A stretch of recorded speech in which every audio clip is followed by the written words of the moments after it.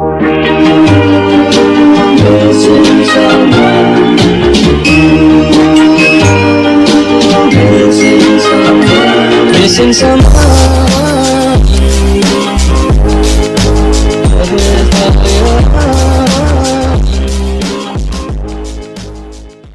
There's a story time that happened in 2nd grade.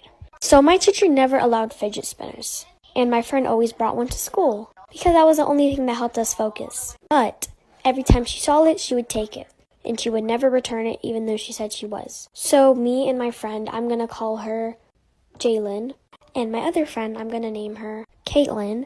So me, Jalen, and Caitlin all had this plan to sneak into school and take our fidget spinners. So at recess, we had this plan spot behind the tree, and we would all talk about it.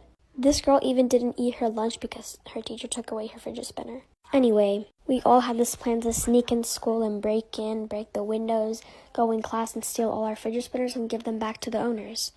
But every time we talk about it, we'd get caught by this one kid named Nathan, and he would all go tell the teacher. But the teacher didn't care, obviously, because she knew we weren't going to do it. So today in English class, our English teacher was going through the rules again, just because I guess like some people were forgetting them or like breaking the rules. So anyway, she was like, just to remind you guys, there's no food in class, no talking to your neighbor without permission. And if I catch you with your phones, then you're gonna have it taken away and your parents are gonna have to come get it.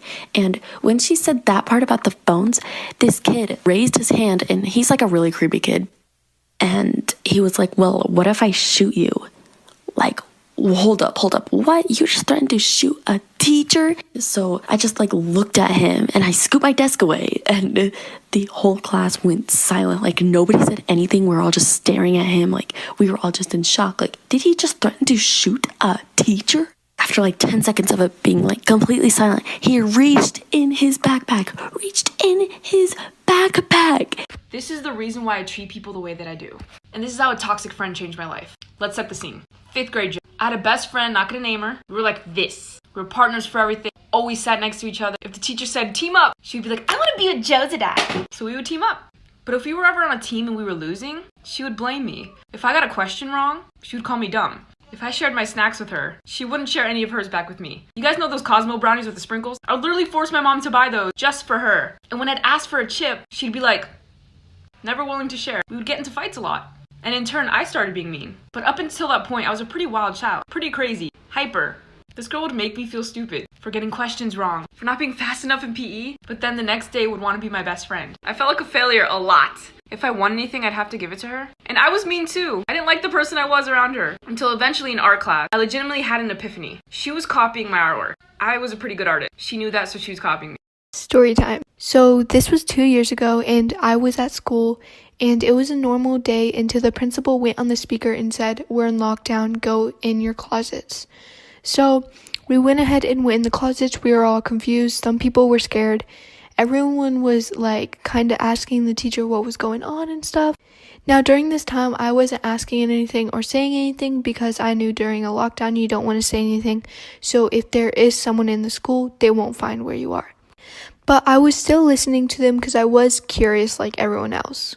So while everyone was asking the questions, one girl stood up and said, if you're not going to say what's going on, I'm going to get out of the closet. The teacher yelled at her and told her no. And the teacher yelled loud, so whoever was in the school obviously heard.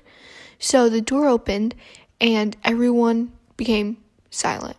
This is why you should never friend people you don't know on Roblox. I met this guy on Roblox and his name was Jimmy X Bear. He asked if we could be friends on Roblox and I said sure. I wasn't sus of him until a week later when he'd asked me to join his game. And I said sure. So I joined his game. He started then telling me that I was going to get hacked and that I should stay off Roblox. I was completely confused. I didn't know what to say, so I just left the game. After a week or so, I went back on because of how scared I was, and I was logged out of my account. And now I didn't know what to do. So I went to go log into my account. After 20 or so tries, I finally got back in. I looked to go in my Roblox chats and saw Jimmy X Bear. You won't believe what he said next. 1, 2, 3, funky. My darling, I love you, I love you.